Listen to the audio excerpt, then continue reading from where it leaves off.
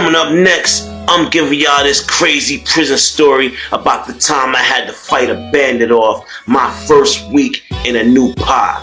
Stay tuned to the Jersey Street Corner Prison Talk Show.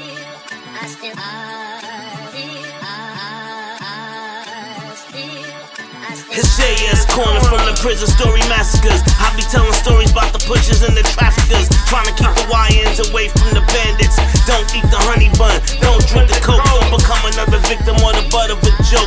Don't close both eyes when you sleep or get choked. When you go to the mess hall, sit with your team, cause if you sit with some punk boy, you can get seen, then you can get dealt with. Prison justice like you never felt it. I be taking y'all back to stories of the helpless. That lava I spit, get your boys' stories melted. I spit about prison justice cause I dealt it. And you a real hater if you can't respect it. All that bullshit, yeah, I'm here to check that. Any confrontation, I'ma show up. Bet that. You a real hater, I'm here to address that. When it comes to storytelling, I'm the best at. You a real hater, I'm here to address that. When it comes to storytelling, I'm the best at. Hey, say, man, pass me the blade, man. I'm finna do something to Buddy. He on some weird shit. Pass it to me, man. What up, what up, what up? We are back. Who am I? Jersey Street Corner, and this is the Prison Talk Show, people. So let's get into it. Now, this story I'm gonna tell y'all today is one in a million. And I say that because I haven't really ever had to defend myself against a bandit before. And I didn't really have to defend myself this time. But people, that's the rules of the game.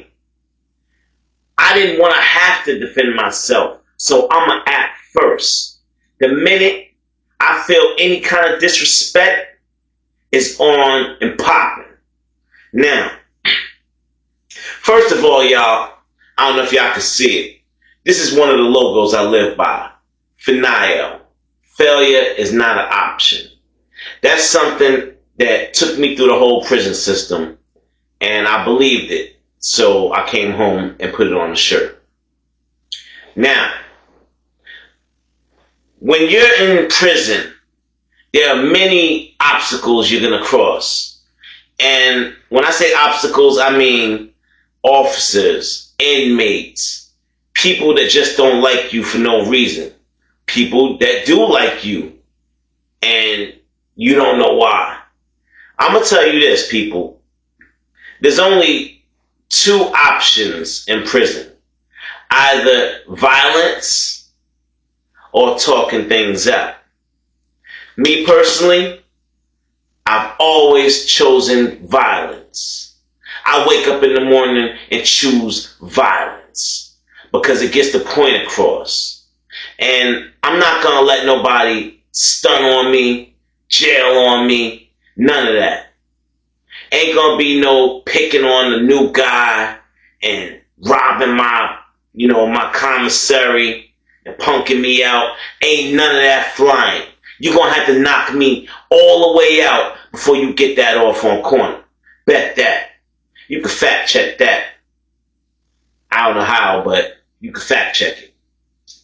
Now listen, I'm gonna drop a few jewels for y'all.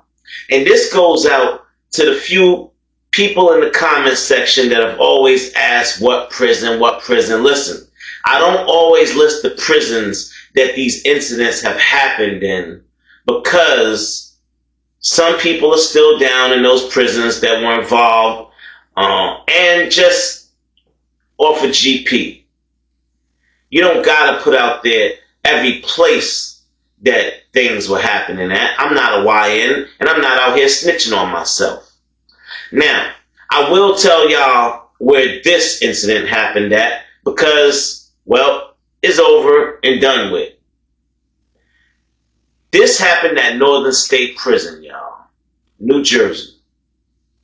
And I'm going to give y'all a little lowdown of the prison, kind of. The prison is huge. Now, when you first go down to Northern State, get off the bus, it's a regular prison ride. And you get in there, you go through the same thing that you do in every other prison. You got to lock down quarantine, pretty much what they call it, for a few days before they figure out where they're going to house you at and they assess you. Now, just a spoiler alert, y'all. If you have tattoos all over your body or certain tattoos and things that they may or may not understand, more than likely you ending up in the gang unit. Now, they don't have the gang unit no more. They broke it up. I'm not sure what they do to control the gangs now, but back then they had a unit called the gang unit. And I got snakes all over me. So I got a big snake striking on my arm, and I got one on my neck. Now, something prompted these guys, these officers, to tell me I'm a Crip, and I'm not. And I'm like, nah, man, nah, ain't nothing. Nah, ain't nothing. I'm just here. Ain't claiming nothing. Ain't nothing with it. Now, even the tattoo on my arm got red in it. How you gonna claim I'm a Crip and the snake got red in the scales? And it's noticeable. So, they wasn't trying to hear none of that. Put me in a gang unit. Now, Northern State is 23-1. You go to Northern State, you're being locked down all day long. Now, whether you're in a pod or in cells, that's the only difference. If you're in a pod, you got a little bit more freedom. At least you can walk around the pod. If you're in a cell, you're stuck in there with a cellmate that you may or may not know or like. And that's just what it is. Go complain to somebody. Now, my first week in Northern State, gang unit. Alright, we here. It is what it is. I just take good with the bad. But, to my surprise, where we at, y'all? We in Jersey. I see all my homies in there. I see my nigga Life, my nigga True. I seen Gucci, Mick.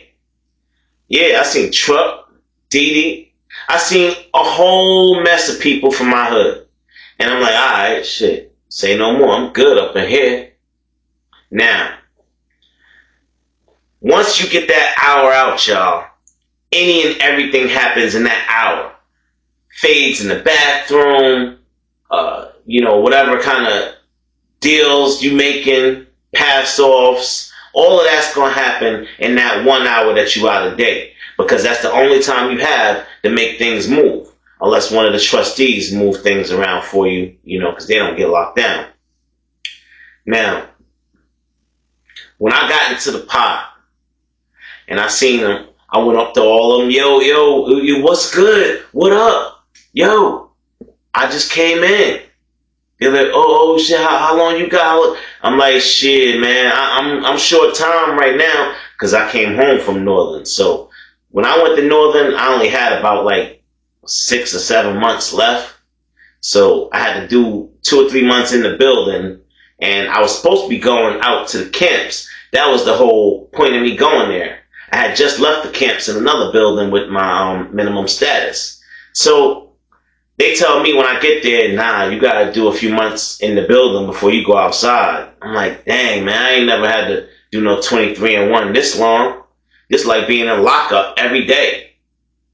So as soon as I get in there, everybody be on the gate and staring at people and seeing who coming in, if they homies coming in or whatever. And I see this dude.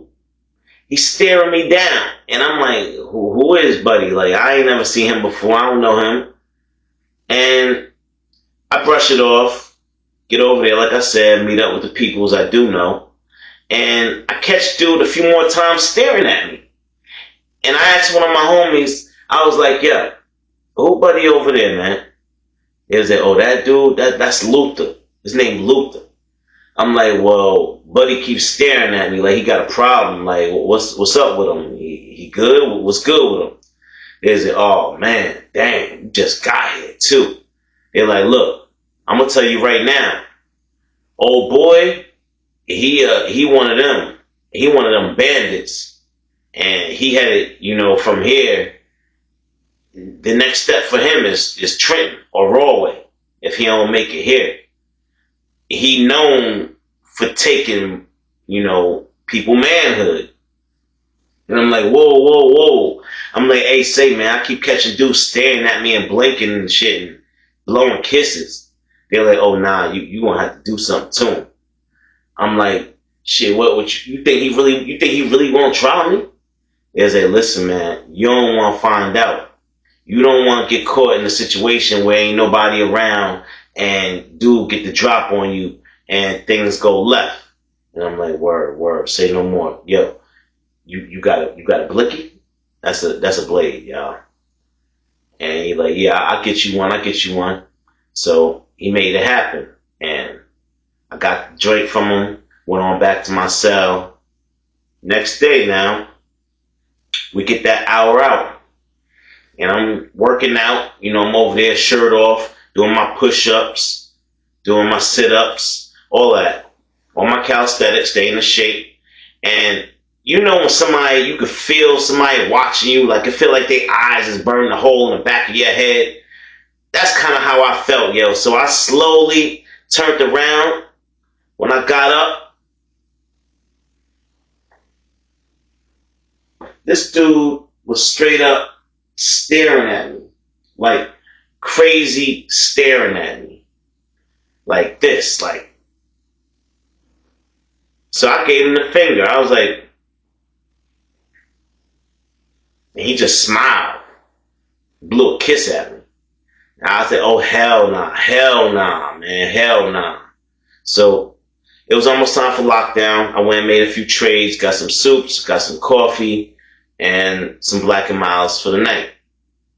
Now, mind you, I only had stamps when I came in there. Joint, my property is following me. It's still ain't come over yet. Sometimes your property could take 3 weeks to come to the prison that you're at. So all I had was stamps. That's all I had with me. So some of the homies was taking care of me. They was doing me solids. They took the stamps and gave me food. Now, I told everybody what was about to happen. I said, look, I'm about to do something to old boy. Now I know for sure he on some bullshit. After today, nigga was blowing kisses at me, blinking his eyes and shit. I'm doing something to him. And everybody like, hey man, do what you gotta do. Just try and catch him, maybe when he go out to the shower, or try and catch him, outside on the yard or something, or, you gotta catch him where there's nobody around, kinda. Don't do it out in the open, cause you ain't never gonna go to the camps. You gonna go right to that hole and do at least 2 years dead time if they catch you. So I'm like, all right, bet. All right. So once I had my plan set in motion, I had the banger, and I already knew what I was going to do. I listened to exactly what my homie said. Now, this dude was a crip. Luther was a crip. So he was on the down low. I had to catch him when he was by himself, when he wasn't with his crew. We only got 1 hour, y'all. So the easiest way to catch somebody slipping is in the shower. More than likely, ain't nobody gonna be going in the shower or nothing like that with you, so you can get off whatever you gonna try and do. And it just so happens to be that these guys didn't do shower lookouts. I guess because they never had a problem. Well, they didn't know that Luther was on the down low, and he was a problem, period. Anyway, long story short, y'all. I seen Luther skate on into the shower. So I grabbed my banger, and I went on in there. Slow, quiet. Now, don't get me wrong, y'all. I made sure I hurried up before this man could get undressed, because I was not trying to fight Luther ass naked. And I didn't want him to turn that water on to make the floor slippery, and we'd be slipping and sliding in there. I seen that happen too. Shit get crazy. So as soon as I ran up in there, he already knew what it was. I started to swing it, taking off on Luther. No words at all. Boom! Boom! Tapping him. Hitting that jaw. Luther, lo and behold, he had a blade of his own. I guess he kind of anticipated my attack. And I'm gonna show it to y'all, but that's where I got a slice on my face. Luther hit me with that shit. Bam! Backed up. Now, I'm still throwing, pull my joint out. My joint bigger. And I got it like this, like Michael Myers, dagger style. Like this, you just gonna lose it. You're gonna get it knocked out your hand. But like this, now, every time I punch Luther, I'm pulling that dagger back. I'm ripping Luther apart. Yo, I got Luther in the face with that poker. Boom! Whole side of his face started leaking. Big hole inside of his face. Yeah. Boom! You know, we still in there tussling. Now, it's red stuff everywhere. Mine, his, all over the floor, all over the shower wall, everything. I just slid up out of there, y'all. Slid right up out of there. Went, ditched that little joint real quick. Broke it up, flushed it. Washed my hands and hauled ass. Now, I ended up having to get 10 stitches in my face from that incident. And I said I slipped, at nighttime I was half asleep, and I said I slipped and hit my face on the side of the bunk. Excuse me. I don't know what Luther's excuse was, but let's just put it this way. Neither one of us went to lockup. We was already in 23-1. Now, don't get me wrong. There is an ad seg. There is a lockup. It could have been worse because we could have been doing dead time.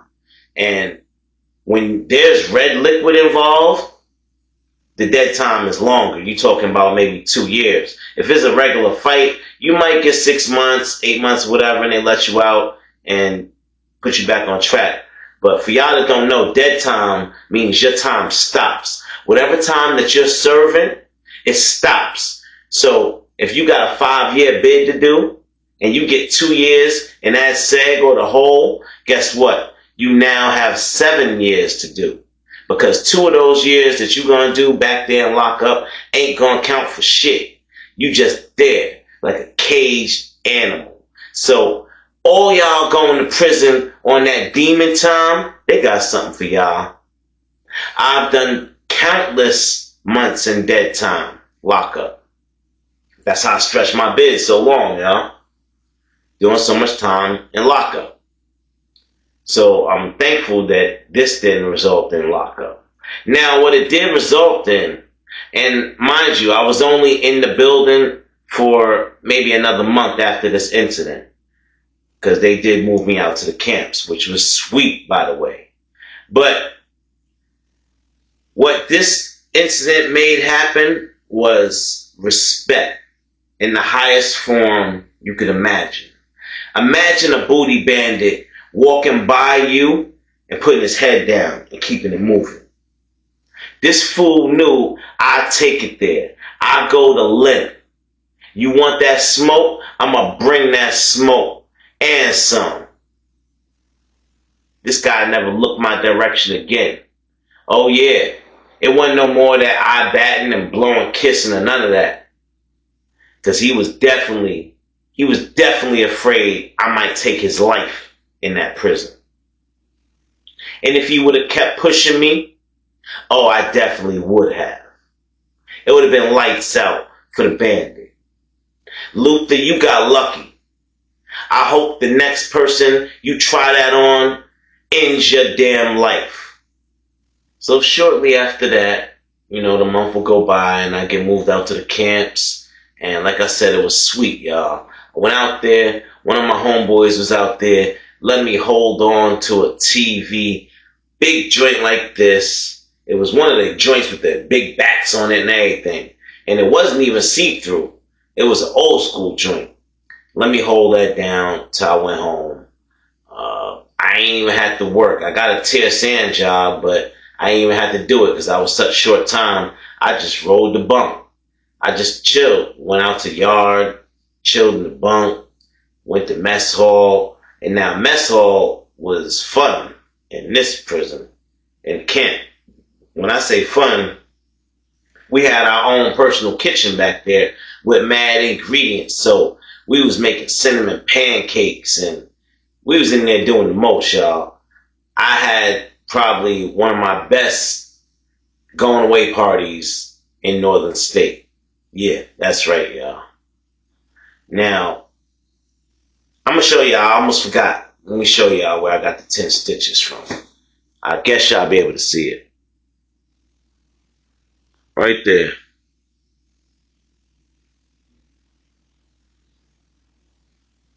Yep.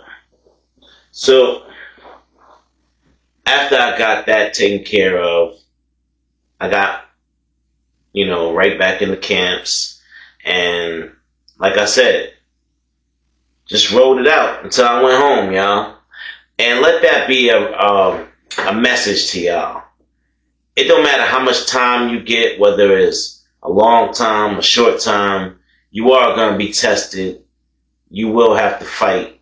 You will have to defend yourself. And even though I was on my way out the door in my last 6 or 7 months being incarcerated, I still had to defend myself. I still had to fight and risk my freedom. Oh yeah, that's exactly what I was doing. Because if I would have got caught for getting in the fight, it don't matter if I was on the way to the camps, throw that out the window. That's not happening. It don't matter if I was almost about to go home. Put that on pause. We'll get back to that. You gonna go back in this box and do this 2 years as SEG first. Then we talk about letting you go home. You owe us a little time. And that's just what it was. So, if you're not willing to risk your freedom at the drop of a dime, people, I advise you to stay out the prison systems. And anybody that's ever been to Northern State Prison or any of the prisons in New Jersey know it ain't sweet. It was all good just a week ago before you stepped foot in this terror dome. Listen, y'all, I need y'all to get in the comment box. Let me know what you think. I need y'all to hit that like button, subscribe to the channel, tell somebody to tell somebody. Your homeboy Jay Corner got that fire, and he dropping them every day for y'all. Oh, and last but not least, I need y'all to hype the damn video, people. Y'all know what it is. Y'all know the vibes. That's going to be it for this story. I hope you enjoyed it. I hope you got something out of it. As usual, this is the Jersey Street Corner Prison Talk Show. I am your boy, Jersey Street Corner, and I'm out. You a real hater, I'm here to address that. When it comes to storytelling, I'm the best at. You a real hater, I'm